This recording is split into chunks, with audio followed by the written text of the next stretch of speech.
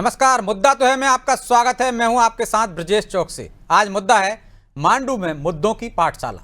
जी हां, किस मुद्दे पर क्या बोलना है, किन मुद्दों पर बीजेपी को घेरना है, अब कांग्रेस अपने विधायकों को इसकी ट्रेनिंग देने जा रही है।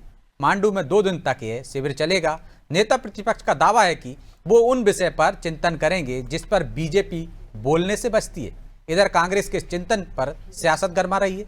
बीजेपी ने कांग्रेस पर तंज कसा और उसे अपनी चिंता करने की सलाह दी है। खैर, कांग्रेस के इस चिंतन शिविर ने कई सवाल भी खड़े कर दिए हैं। उन सवालों को भी हम आपके सामने रखेंगे, लेकिन पहले देखिए रिपोर्ट।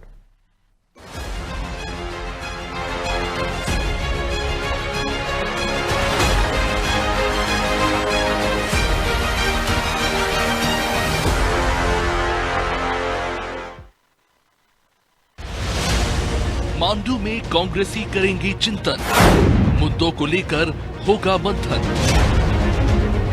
अब ये विडंबना नहीं तो और क्या है।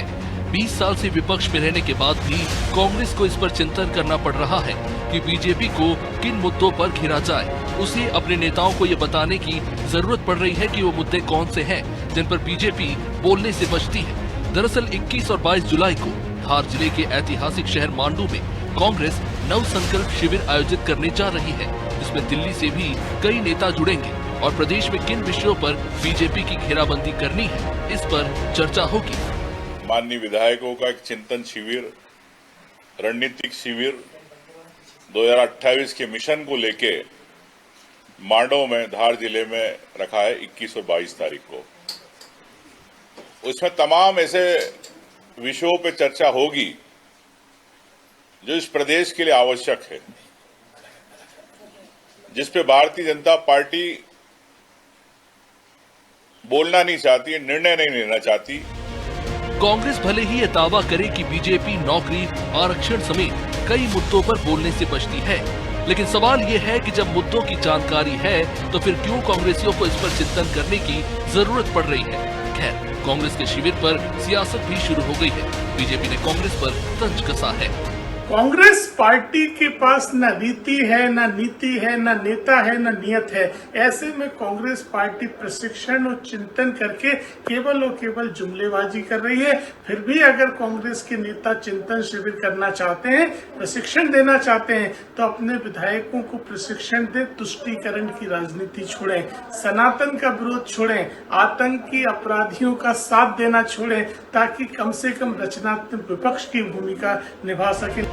कभी कांग्रेस जातीय जनगणना को मुद्दा बनाती है तो कभी संविधान को, कभी ब्यूरोक्रेसी को लेकर घेरती है तो कभी किसानों के नाम पर आरोप लगाती है। और शायद यही वजह है कि अब कांग्रेसियों में भी ये कंफ्यूजन हो गया है कि वो करे तो क्या करे, किन विषयों पर बीजेपी की घेराबंदी करे। और शायद यही वजह है कि 2 दशक विपक्ष में रहने के बाद भी विषयों पर चिंतन मनन कांग्रेस और उनके नेताओं को करना पड़ रहा है, जिसमें प्रदेश के बाहर के नेता भी राय देंगे। खैर, अब देखना होगा कि इस चिंतन शिविर में किन मुद्दों पर कांग्रेस बीजेपी को घेरने की रणनीति बनाती है और आने वाले दिनों में इसका कितना फायदा कांग्रेस को मिलता है।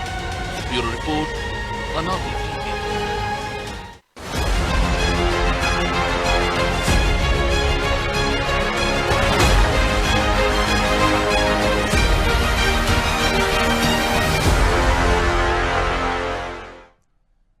इस मुद्दे पर चर्चा शुरू करें उससे पहले वो सवाल जो जरूरी है। पहला सवाल, कांग्रेस को क्यों अपने विधायकों को मुद्दों पर घेरने का पाठ पढ़ाना पड़ रहा है। दूसरा सवाल, क्या कांग्रेस के भीतर मुद्दों को लेकर कोई कंफ्यूजन है। तीसरा सवाल, क्या कांग्रेस का चिंतन शिविर बीजेपी के लिए परेशानी खड़ी कर पाएगा।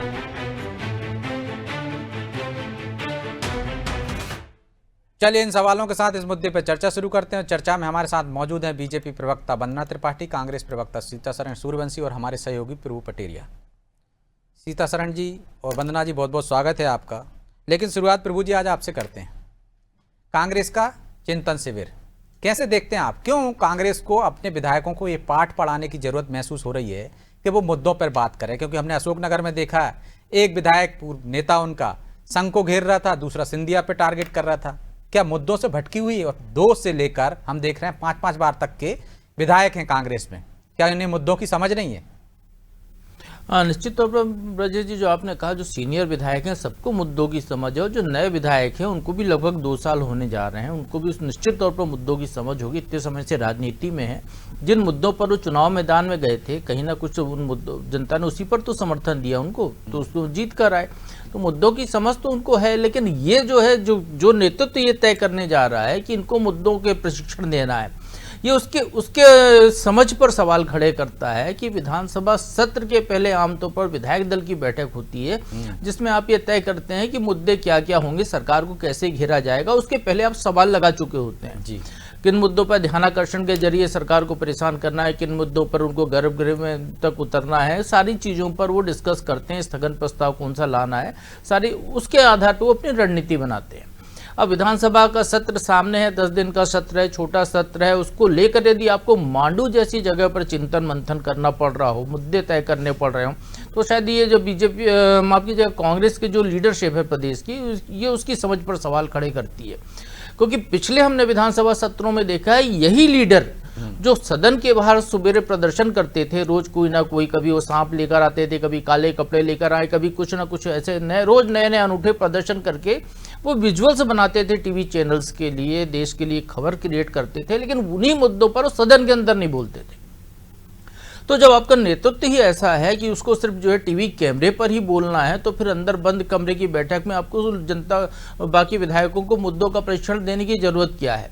कि आप बजट सत्र में ही आप सवाल नहीं करेंगे, बजट सत्र आपकी सहमति से आसानी से पारित हो जाएगा, बगैर चर्चा के बजट पारित हो जाए।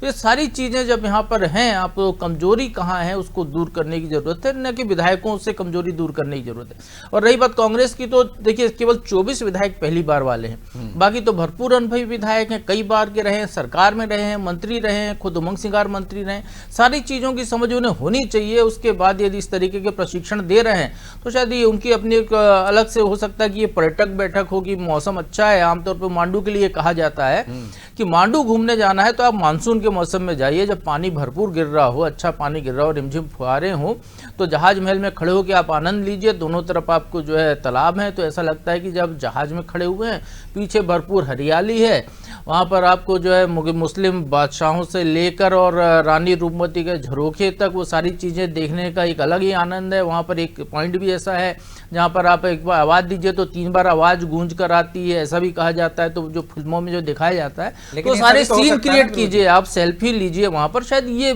कांग्रेस की अच्छे माहौल में अच्छी सीख भी ली जा सकती है ना, क्योंकि जब माइंड आपका सही रहता है तो आप सीख ज्यादा अच्छी तरह से ले सकते हो, पाठशाला में अच्छी तरह से पाठ पढ़ सकते हो।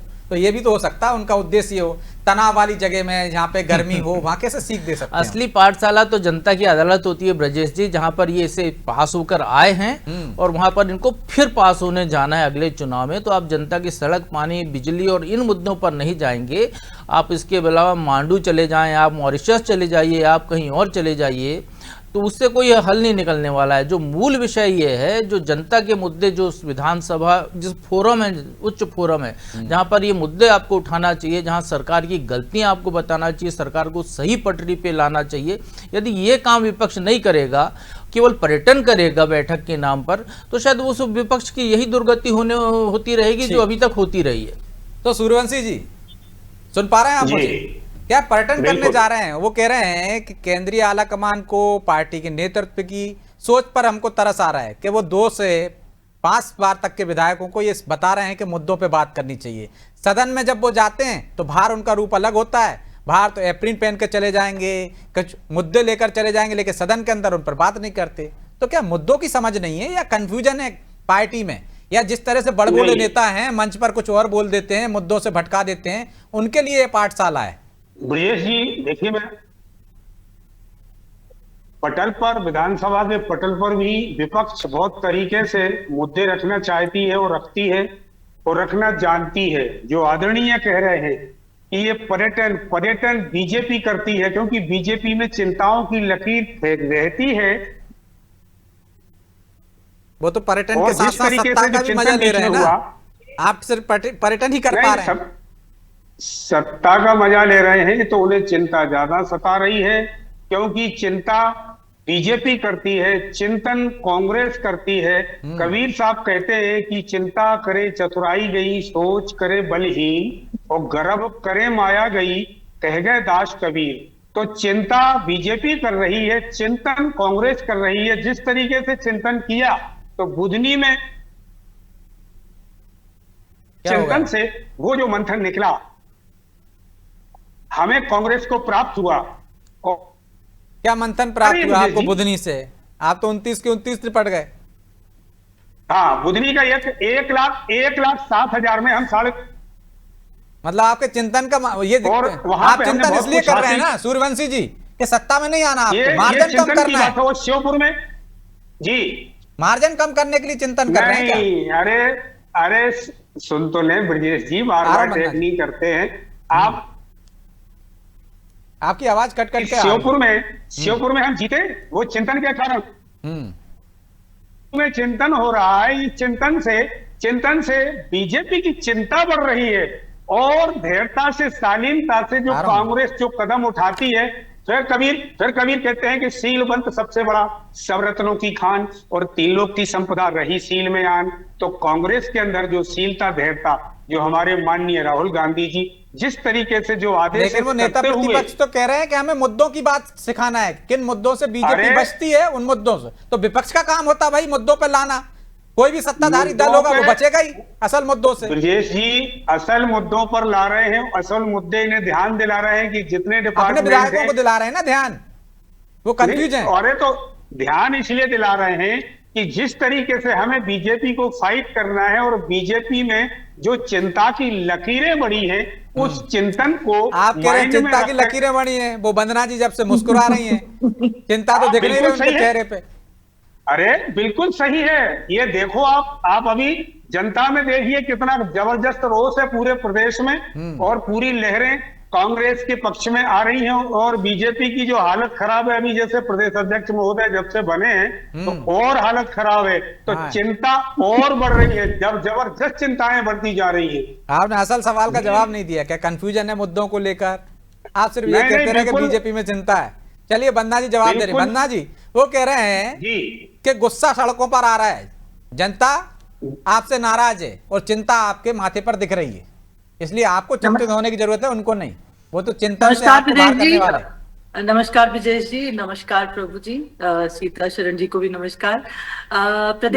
नए प्रदेश अध्यक्ष जी बनने के बाद कितनी चिंता है वो तो आप आज ग्वालियर के हमारे कार्यकर्ताओं का जोश देखकर देख लीजिएगा कि कितनी चिंता और चिंतन की जरूरत हमें और चिंता और चिंतन की जरूरत आपको है। रही बात जिस प्रकार से मांडू जाकर आप लोग ये एक टूरिज्म को प्रमोट करने का कार्य कर रहे हैं, अच्छा कर रहे हैं, हमारे लिए अच्छा कर रहे हैं, अच्छे विपक्ष का रोल निभा रहे हैं, क्योंकि आप लोगों से कुछ तो किया नहीं होता। कम से कम जाइए मध्य प्रदेश की जो विशेषताएं हैं मांडू के बारे में जनता को बताइए। अब तो कुछ आप लोगों के पास और कोई मुद्दे तो बचे नहीं है, इसीलिए जो आपका काला धन है वो अब वापस बाहर आ रहा है। तो पचमढ़ी आप इसलिए गए थे क्या? आप लोग भी तो पचमढ़ी गए थे। देखिए हमारी पार्टी में इस प्रकार की कार्यशालाएं आयोजित होती है, लेकिन ये चिंतन शिविर वो भी वहां जाकर, क्या यहाँ पे भोपाल में नहीं किया जा सकता? अभी आप देखिए, अभी सत्र के दौरान ये लोग मांडू में जाकर जिस प्रकार से एक फ्रेंडली टूर करने वाले हैं कांग्रेस पार्टी के भाई नेता, एनर्जी वैसे वो लेकर भी आएंगे ना,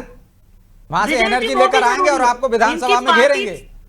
ब्रिजेश जी वो भी जरूरी, इनकी पार्टी के नेताओं में जिस प्रकार से आपसी सामंजस्य नहीं है, तो जरूरी है कि ये सब एक साथ रहें, एक दूसरे के साथ रहना सीखें और एक दूसरे के साथ अनुशासन में रहना सीखें। उसके लिए जरूरी है कि इन सब जितने भी गुटबाजी वाले नेताओं को एक जगह एकत्रित किया जाए, चाहे वो कमलनाथ जी हो, जीतू पटवारी जी हो, दिग्विजय सिंह जी हो सकता है 3-4 दिन एक दूसरे के साथ, लेकिन वो एक साथ रहेंगे तो परेशानी तो आपके लिए खड़ी करेंगे ना, जब एकजुट हो जाएंगे तो। देखिए ब्रजेश जी इन्होंने एक लाइन बोली थी, गर्व करे माया जाए, कह गए दास कबीर। तो गर्व करे सत्ता जाए, इनके लिए ये होना चाहिए, क्योंकि जितना गर्व और दम भी ये लोग भरते हैं और बार बार जिस प्रकार से इतनी बड़ी बड़ी बातें, अभी देखिए बुधनी के चुनाव को लेकर और एक शिवपुर के चुनाव को लेकर कितना दम भर रहे हैं। 2 चुनाव जीत लिए तो कितना गर्व हो रहा है। हमने इन्हें कितनी बड़ी हार दी है, 29 की 29 सीटें जीती है, हमने तो कभी गर्व नहीं किया।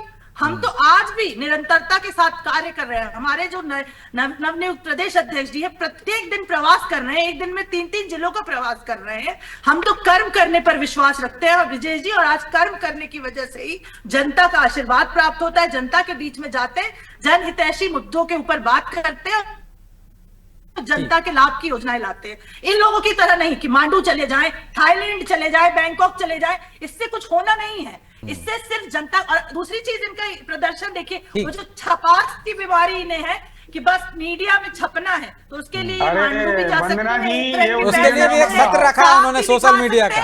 ये कुछ भी कर सकते हैं, पर ये छपास की बीमारी से आप चुनाव उल्टी गंगा मत बहाओ, केवल नर्मदा जी बहती है उल्टी। शरण जी, चुनाव जीतने के लिए जनता के बीच में जाकर कार्य करना पड़ता है।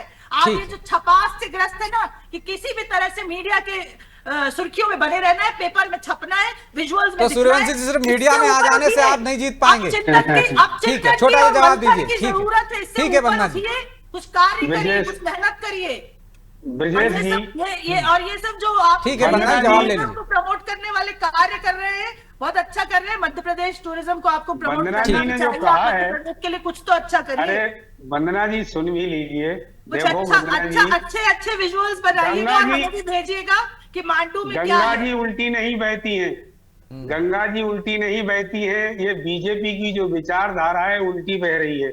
29 जो सांसद हैं इस मध्य प्रदेश में, 29 सांसदों के पास जो बीजेपी का कार्यकर्ता, बीजेपी के विधायक नम्र निवेदन करते हुए किसी भी प्रकार की कोई बात नहीं सुनी जा रही है। अगर नीति पाठक से शुरू करें या तो आप इसी में खुश हो रहे हैं ना, बीजेपी में रहता है, आपको जनता के बीच में जाना चाहिए ना।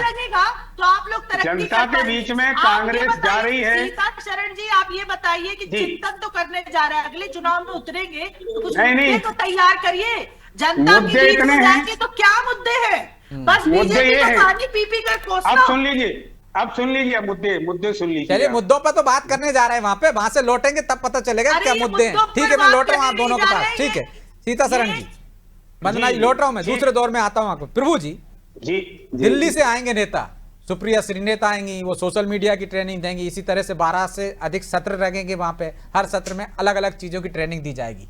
तो इस ट्रेनिंग की क्या जरूरत पड़ी है? सोशल मीडिया पर की ट्रेनिंग हमने देखा, सोशल मीडिया पर वैसे भी एक्टिव बहुत तेजी से हो गई है कांग्रेस, क्या कहीं कमी दिख रही है? इसलिए ट्रेनिंग की भी जरूरत पड़ रही है? नहीं ब्रजेश जी, पिछला लोकसभा चुनाव यदि देखें तो सोशल मीडिया पे कांग्रेस जो है भारतीय जनता पार्टी से ज़्यादा देखी सुनी गई है। वो बहुत अच्छे से काम किया उसने, उसका फायदा भी उसको मिला था। तो हो सकता है वही प्रयोग यहाँ पे करना जा रहा है। लेकिन देखिए, सोशल मीडिया की ट्रेनिंग केवल इन्हीं विधायकों को क्यों, फिर तो आपको जो है अपने पदाधिकारियों को देनी चाहिए, जिला अध्यक्षों को देनी चाहिए, तब तो नीचे तक पूरा एक माहौल बनेगा। क्योंकि आपके तो विधायक की गिनती के 65 हैं, वो 65 अपने अपने क्षेत्र के अपनी विधानसभा से बाहर आ रहा है कि बाकी के लोग जिला अध्यक्षों को जो कुछ भी बने हैं उनको, प्रमुख पदाधिकारियों को, उनको भी दी जाएगी। तो जिलाध्यक्ष विधायक की बात क्यों सुनेगा ये बताइए? वो तो कॉम्पिटिटर है, अगले चुनाव में टिकट चाहिए उसको वहां पे साथ में।